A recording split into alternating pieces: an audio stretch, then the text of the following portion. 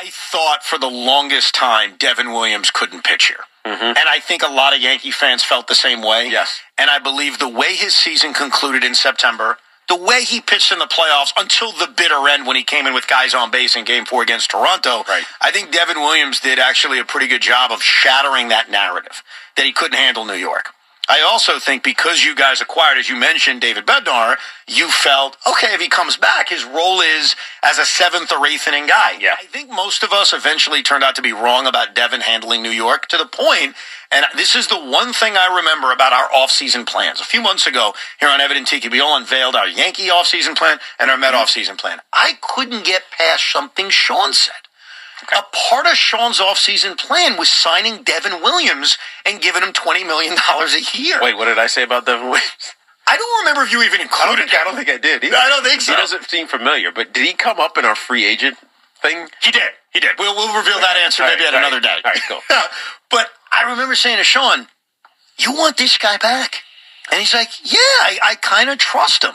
And so I don't think you represent every Yankee fan by any stretch, but I think that you represented the part of Yankee fans who ended up warming up to him enough to where you were good with bringing him back, which would have sounded unfathomable in May. I'm going to guess, Sean, a lot of that was because you look at Luke Weaver, and you're like, all right, I can't trust him anymore. It's just, there just weren't other options. So, and this all ties together. First of all, your point about $20 million, I completely misread what I thought because of a booming reliever market. I thought a lot of these guys would get paid a ton. I'm kind of shocked Devin Williams didn't get paid more. Yeah. But I'm an idiot, and that's fine. He did pretty well, though. He did well, but when I throw out $20 million a year over that night, I understand. He's getting close to that. I understand. Right. I understand. He didn't fully get that, but understand that. Right. There's two parts of my brain. Number one, I'm a big believer in how year-to-year major league relievers are. And knowing that Devin Williams had a bad year and got it together at the end gave me confidence. And I do think Devin Williams will have a very good season next year, even with the New York Mets. Okay, that's not a Yankee Met thing. I was going to bank on that rebound. The other part of it is, man, that dude last year, how many gut punches, how many boos from the crowd, how much nonsense you take. And it's pretty admirable that by the end of the year, he kept taking those licks, kept answering those questions, kept hearing those boos. And I was stunned as much as anybody that we got to October. He was as reliable as anybody not named David Bednar in that bullpen. And I think that says a lot about his mentality to go through what he went through last year in New York and stand above it in the end. Right. Man, there were a lot bigger, losers on this team than Devin Williams by season's end. And that kind of showed me guts, and I wanted him back. There's two things about Devin Williams that are being affected here. Number one, and I think I will speak for 97% of Met fans. Very rarely do we all agree on something. Usually it's very split. I give you my opinion. It may not be the majority opinion. Most Met fans' opinions on the Devin Williams signing is, tell me if Edwin Diaz is coming back. If Edwin Diaz is coming back, we all love the move. Who wouldn't be enthralled by Devin Williams as an 8th inning guy, considering for 3 to 4 years he's been one of the best closers in baseball? Right, not instead of. If it's instead of, I think a lot of us are worried. A lot of us, and by the way, it's kind of unfair. Because between 2020 and 2024, Devin Williams was as good a closer as anybody in baseball. Yeah. It was negatively affected by what was not a great year for the Yankees last year, even if some of the underlying numbers tell you that he was a little unlucky. It doesn't matter. We still saw him pitch to a 5 ERA, right? It doesn't matter. So I think the opinion on Devin Williams has been affected twofold. Number one, I don't think we appreciate how good he was because of what he did last year.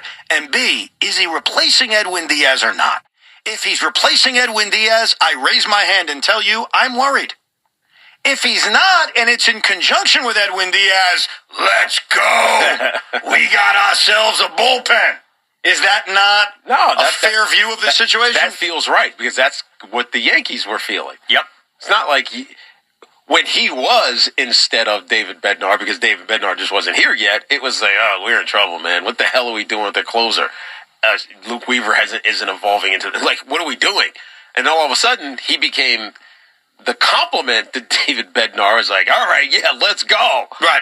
Your chest is puffed out. We don't have to worry about the back end of our bullpen anymore because now he's coming to his own, and David Bednar's the guy. So it's the same exact feeling, to be honest with you. He's a weapon. He's not a closer. Yes. And I think that if you absorb it that way, you're pumped up if you're a Met fan. Now, here's where we are underrating Devin Williams. We all are. I'm a part of it, too, because I can't ignore the fact that I watched the Yankees last year. Like, that's a part of what we do around here.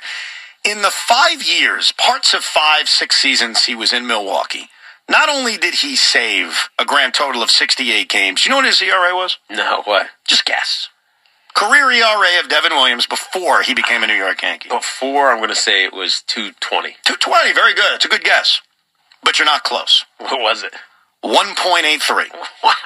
I think we forget how good he was. 400 points off, man. That's close. That's a half a run off, dude. That's true, but whatever. That's close. It's not like it was egregious. It's not like I said 3.8. The point is, we of all, Yankee fans, Met fans, I'm in this group too, I admit it, we underrate him because last year was mediocre. Because when he was ours, we didn't like what we saw. He wasn't the dominant pitcher he was in Milwaukee. You're right. That's so Pete ruined him.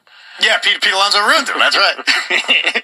So I think that this is another David Stearns move, much like the Marcus Semien trade, where it's all about what happens next before we really have a strong view on it. You keep Edwin Diaz, I think it's 98% approval rating.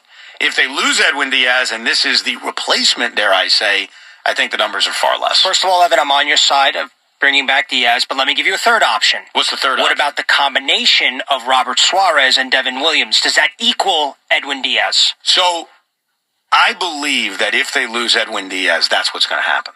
I do. I do. I think if they lose Edwin Diaz, they will sign another top-line reliever. I don't know if it's Robert Suarez. It may be Pete Fairbanks. Right.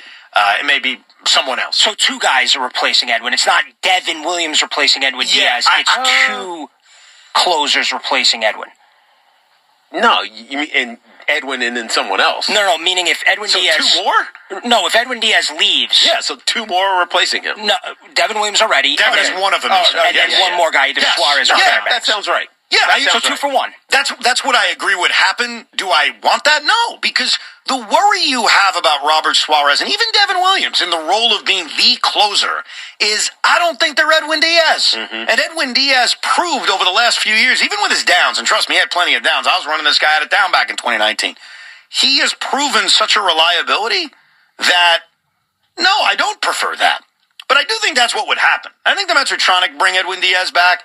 I think that he's asking for a 5th year. The Mets don't want to give him a 5th year. Will the Dodgers give him a 5th year? Will the Blue Jays? I have no idea. I think there's a world in which he's gone. There's a world in which he stays. But the Mets are in a much better place if he stays. That's where we're at. But the move last night was a good move. It's just all dependent on what happens next. That's really what it comes down to.